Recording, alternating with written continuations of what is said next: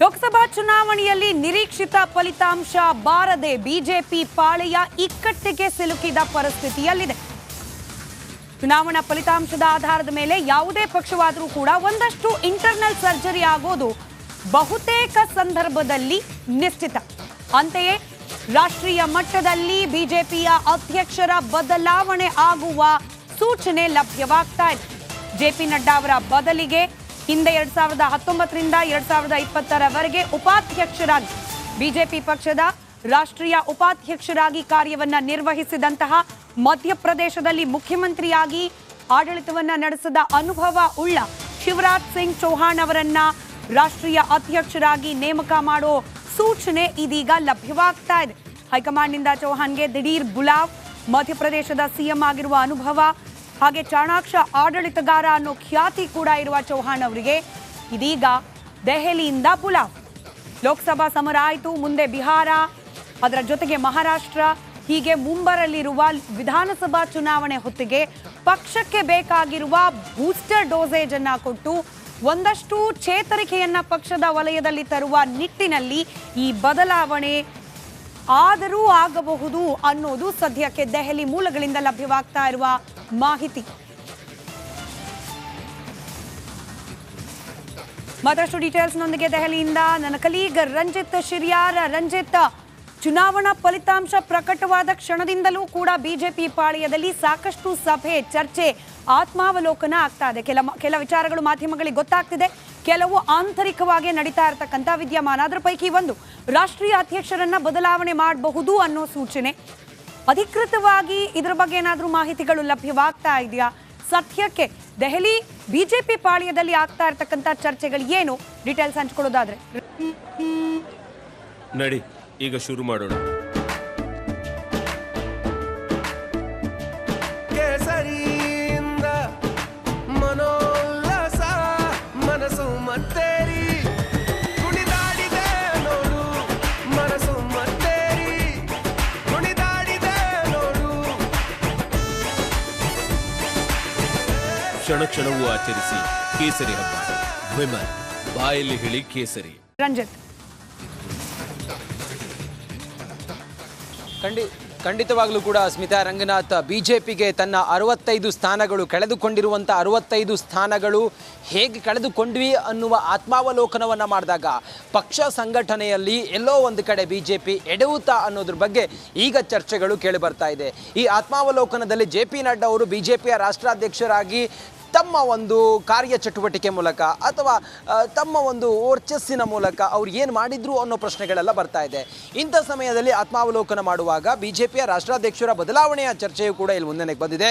ಯಾರನ್ನ ಮಾಡೋದು ಅಂತ ಹೇಳಿ ಬಂದಾಗ ವಿದಿಶಾ ಲೋಕಸಭಾ ಕ್ಷೇತ್ರದಿಂದ 6 ಬಾರಿ ಗೆದ್ದಿರುವಂಥ ಶಿವರಾಜ್ ಸಿಂಗ್ ಚೌಹಾಣ್, ಒಂದು ಚಾಣಾಕ್ಷ ರಾಜಕಾರಣಿ ಶಿವರಾಜ್ ಸಿಂಗ್ ಚೌಹಾಣ್ ಮುಖ್ಯಮಂತ್ರಿ ಆಗಿಯೂ ಕೂಡ ಎಲ್ಲವನ್ನೂ ಕೂಡ ನಿಭಾಯಿಸಿದವರು. ವಿದಿಶಾ ಲೋಕಸಭಾ ಕ್ಷೇತ್ರದಿಂದ 8,21,000 ಮತಗಳಿಂದ ಗೆದ್ದಿರುವಂಥ ಶಿವರಾಜ್ ಸಿಂಗ್ ಚೌಹಾಣ್ ಅವರ ಹೆಸರನ್ನು ಮುನ್ನೆಲೆಗೆ ತಂದಿದ್ದಾರೆ. ಆ ಮೂಲಕ ಅವರಿಗೆ ದೆಹಲಿಗೆ ಬುಲಾವ್ ಕೂಡ ನೀಡಿದ್ದಾರೆ.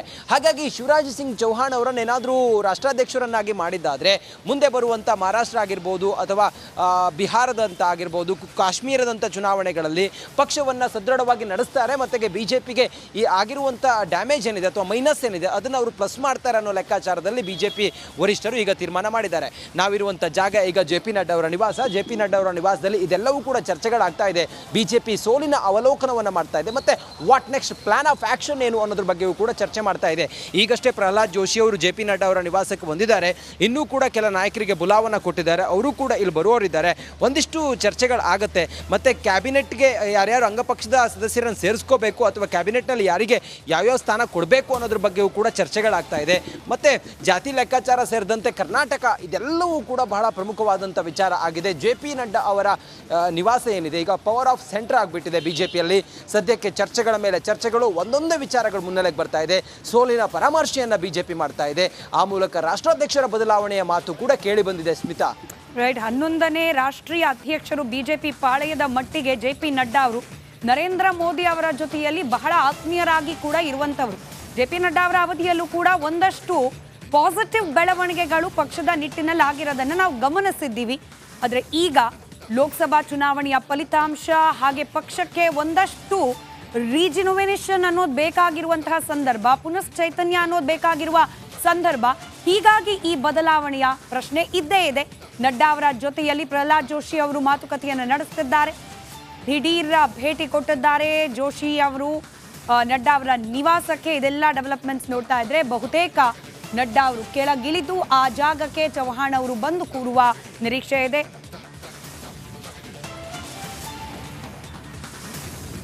ದೂರವಾಣಿ ಸಂಪರ್ಕದಲ್ಲಿ ಇದರ ಬಗ್ಗೆ ಮತ್ತಷ್ಟು ವಿಶ್ಲೇಷಣೆಯನ್ನ ಮಾಡಲಿಕ್ಕೆ ರವೀಂದ್ರ ರೇಷ್ಮೆ ಅವರು, ಹಿರಿಯ ಪತ್ರಕರ್ತರು ಹಾಗೆ ರಾಜಕೀಯ ವಿಶ್ಲೇಷಕರು ಕೂಡ ಹಾಗೆ ನೇರ ಸಂಪರ್ಕದಲ್ಲಿದ್ದಾರೆ. ಸರ್ ನಮಸ್ಕಾರ. ನಮಸ್ಕಾರ ಸ್ಮಿತಾ. ಈ ಬದಲಾವಣೆ ಇನ್ ಕೇಸ್ ಆಗೋದೇ ಆದ್ರೆ ನಿರೀಕ್ಷಿತವಾ, ಅನಿವಾರ್ಯವಾ? ಹಾಗೆ ನಡ್ಡಾ ಅವರಿಗೆ ಕಂಪೇರ್ ಮಾಡಿ ಅವರನ್ನು ಕೆಳಗಿಳಿಸಿ ಚೌಹಾಣ್ ಅವರನ್ನ ತರಬೇಕು ಅನ್ನೋ ಚಿಂತನೆ ಯಾಕೆ ಹೀಗೆ ಅಂತ ಹೇಳಿ? ನನಗೆ ಈ ನಡ್ಡಾ ಅವರ ಭವಿಷ್ಯದ ಬಗ್ಗೆ ಆತಂಕ ಶುರುವಾಗಿದೆ ಇವತ್ತಿಂದಲ್ಲ, ಕಳೆದ ವರ್ಷದ ಜನವರಿಯಿಂದನೇ.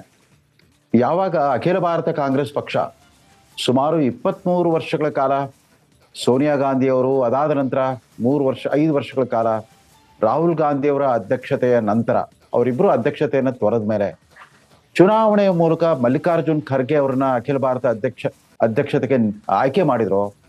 ಆವಾಗ್ಲಿಂದ ಮಲ್ಲಿಕಾರ್ಜುನ್ ಖರ್ಗೆ ಅವರು ಒಂಥರ ಅದೃಷ್ಟದ ನಕ್ಷತ್ರ ಆಗೋಗ್ಬಿಟ್ರು. ಇವಾಗ ಲಕ್ಕಿ ಚಾರ್ಮ್ ಫಾರ್ ಕಾಂಗ್ರೆಸ್ ಪಕ್ಷ. ಅವರು ಅಧಿಕಾರ ವಹಿಸಿಕೊಂಡು ಕೆಲವೇ ದಿನಗಳಲ್ಲಿ ಚುನಾವಣೆಗಳು ನಡೀತು. ಹಿಮಾಚಲ್ ಪ್ರದೇಶದಲ್ಲಿ ಅಸೆಂಬ್ಲಿ ಚುನಾವಣೆ ನಡೀತು. ಅದರಲ್ಲಿ ಕಾಂಗ್ರೆಸ್ ಪಕ್ಷ ಮೊದಲ ಬಾರಿಗೆ ಒಂದು ಚೇತರಿಕೆಯನ್ನ ಕಂಡುಕೊಡ್ತು. ಮಲ್ಲಿಕಾರ್ಜುನ್ ಖರ್ಗೆ ಅವರು ಅಧ್ಯಕ್ಷರಾಗ್ತಿರೋ ಹಾಗೇನೆ ಕಾಂಗ್ರೆಸ್ ಪಕ್ಷದ ಅದೃಷ್ಟ ಕೂಡ ಬದಲಾಗ್ತಾ ಬಂತು. ಹಿಮಾಚಲ್ ಪ್ರದೇಶವನ್ನ ಬಿಜೆಪಿಯಿಂದ ಕಸ್ಕೊಂಡ್ರು. ಬಿಜೆಪಿಗೆ ಹೀನಾಯವಾದ ಸೋಲಾಯಿತು. ಹಿಮಾಚಲ್ ಪ್ರದೇಶದಲ್ಲಿ ಕಾಂಗ್ರೆಸ್ ಪಕ್ಷ ಅಧಿಕಾರಕ್ಕೆ ಬಂತು. ಅದಾದ ನಂತರ ಕರ್ನಾಟಕದಲ್ಲಿ ಚುನಾವಣೆ ನಡೀತು. ಖರ್ಗೆ ಅವರ ತವರು ರಾಜ್ಯ ಕರ್ನಾಟಕದಲ್ಲೂ ಕೂಡ ಆ ಪ್ರಚಂಡ ಗೆಲುವನ್ನ ಪಡೆದಿದ್ದಷ್ಟೇ ಅಲ್ಲ, ಸುಭದ್ರ ಮತ್ತು ಬಹುಮತದ ಸರ್ಕಾರ ರಚಿಸಿಕೊಡ್ತು. ಅದೇ ರೀತಿ ತೆಲಂಗಾಣದಲ್ಲಿ ಕೂಡ ಕಾಂಗ್ರೆಸ್ ವಿಧಾನಸಭಾ ಚುನಾವಣೆಯನ್ನು ಗೆಲ್ತು. ಪಂಚರಾಜ್ಯ ಚುನಾವಣೆಗಳಲ್ಲಿ ತೆಲಂಗಾಣ ಬಿಟ್ಟರೆ ಬೇರೆ ಕಡೆ ಹಿನ್ನಡೆ ಆದ್ರೂ ಕೂಡ ಖರ್ಗೆ ಅವರ ನಾಯಕತ್ವದಿಂದ ಕಾಂಗ್ರೆಸ್ ಪಕ್ಷಕ್ಕೆ ಒಂದು ಹೊಸ ಚೇತರಿಕೆ ಬಂತು. ಆದ್ರೆ ಇದೇ ಅವಧಿಯಲ್ಲಿ ಪಾಪ ನಡ್ಡಾ ಅವರ ದುರಾದೃಷ್ಟವೇನೋ, ಕರ್ನಾಟಕದ ಸೋಲು ಕೇವಲ ನಡ್ಡಾ ಅವರಿಗೆ ಮಾತ್ರವಲ್ಲ, ಸ್ವತಃ ನರೇಂದ್ರ ಮೋದಿ ಅವರ ಆತ್ಮವಿಶ್ವಾಸಕ್ಕೆ ಒಂದು ಸಂಚುಕಾರ ಬರ್ಲಿಕ್ಕೆ ಶುರುವಾಗಿದ್ದು ಆವಾಗ್ಲಿಂದಾನೆ. ತಾವು ಗಮನಿಸಿರ್ಬೋದು, ಕರ್ನಾಟಕದ ಚುನಾವಣೆಯ ನಂತರ ಮೋದಿ ಅವರು ಎಷ್ಟರ ಮಟ್ಟಿಗೆ ಒಂಥರ ಸ್ತಂಭೀಭೂತರಾಗ್ಬಿಟ್ರು ಅಂತಂದ್ರೆ, ನರ್ವಸ್ ಆಗ್ಬಿಟ್ರು ಅಂತಂದ್ರೆ, 6 ತಿಂಗಳ ಕಾಲ ಕರ್ನಾಟಕ ಕಡೆ ಕಣ್ಣೇ ಆಡಿಸ್ಲಿಲ್ಲ ಅವರು. 6 ತಿಂಗಳ ಕಾಲ ಇಲ್ಲಿ ಪ್ರತಿಪಕ್ಷದ ನಾಯಕನ ಆಯ್ಕೆ ಆಗ್ಲಿ, ತಮ್ಮ ಪಕ್ಷದ ರಾಜ್ಯಾಧ್ಯಕ್ಷನ ಆಯ್ಕೆ ಆಗ್ಲಿ, ಯಾವುದನ್ನು ಮಾಡದ್ರೆ ಸುಮ್ಮನೆ ಬಿಟ್ಬಿಟ್ಟಿದ್ರು.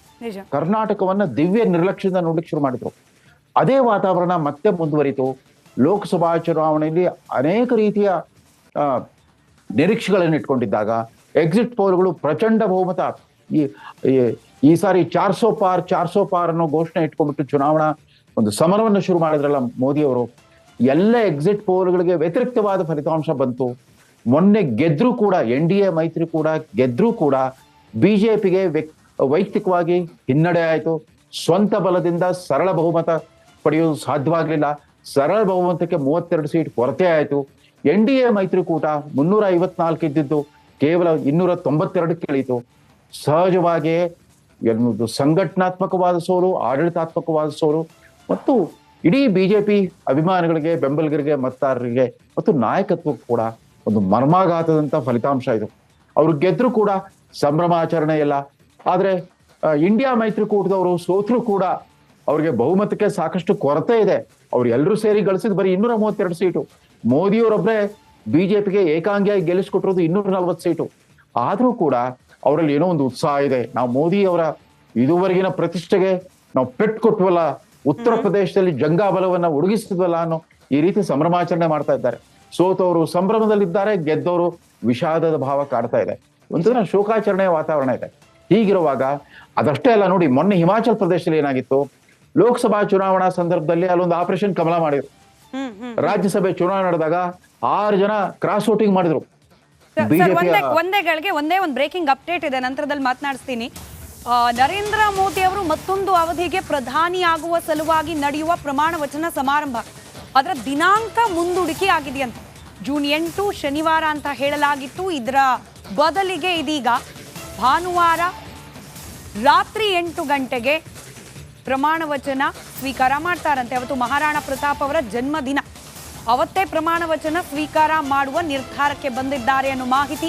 ಜೂನ್ 8ರ ಬದಲು ಜೂನ್ 9ಕ್ಕೆ, ಅಲ್ಲಿಗೆ ಮತ್ತೊಂದು ದಿನ ಪೋಸ್ಟ್ಪೋನ್ ಆದಂಗಾಯ್ತು. ಕೇವಲ ಮಹಾರಾಣಾ ಪ್ರತಾಪ್ ಅವರ ಜನ್ಮದಿನ ಅನ್ನೋ ಕಾರಣಕ್ಕೇನಾ, ಅಥವಾ ಮೈತ್ರಿ ಸರ್ಕಾರ ಆಗಿರೋದ್ರಿಂದ ಈ ನಿಟ್ಟಿನಲ್ಲೂ ಏನಾದರೂ ಬೆಳವಣಿಗೆಗಳು ಆಗ್ತಾ ಇರುವ ಹಿನ್ನೆಲೆಯಲ್ಲಿ ಪೋಸ್ಟ್ಪೋನ್ ಆಗಿದೆಯಾ? ಒಂದು ಕುತೂಹಲ ಇದ್ದೇ ಇದೆ. ಎನಿವೆ, ಮತ್ತೊಮ್ಮೆ ಜೆ.ಪಿ. ನಡ್ಡಾ ಅವರ ಬದಲಾವಣೆ ವಿಚಾರಕ್ಕೆ ಸಂಬಂಧಪಟ್ಟಂತೆ ನೇರ ಸಂಪರ್ಕದಲ್ಲಿ ನಮ್ಮ ಜೊತೆಯಲ್ಲಿ ಹಿರಿಯ ಪತ್ರಕರ್ತರು, ರಾಜಕೀಯ ವಿಶ್ಲೇಷಕರಾದ ರವೀಂದ್ರ ರೇಷ್ಮೆ ಅವರು.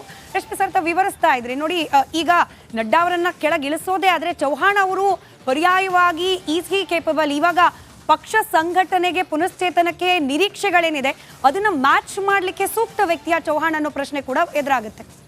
ಜೆ.ಪಿ. ನಡ್ಡಾ ಅವರೇನು ಲೋಕಸಭಾ ಚುನಾವಣದ ಸಾರಥ್ಯ ವಹಿಸಿಕೊಂಡಿರಲಿಲ್ಲ, ಅಧ್ಯಕ್ಷರಾಗಿ ನಿಮಿತ್ತ ಮಾತ್ರ ಅಧ್ಯಕ್ಷರಾಗಿದ್ರು ನಿಜ. ಆದ್ರೆ ತಮ್ಮ ತವರು ರಾಜ್ಯದಲ್ಲೇ ವಿಧಾನಸಭಾ ಚುನಾವಣೆಯಲ್ಲಿ ಪಕ್ಷ ಸೋಲುವುದನ್ನು ತಡಿಲಿಕ್ಕಾಗಲಿಲ್ಲ. ಅಷ್ಟೇ ಅಲ್ಲ, ಅಲ್ಲಿ ಕಾಂಗ್ರೆಸ್ ಸರ್ಕಾರ ಅಧಿಕಾರ ಇದ್ದಾಗ ಆಪರೇಷನ್ ಕಮಲ ಮಾಡೋ ಪ್ರಯತ್ನ ಮಾಡಿದ್ರು.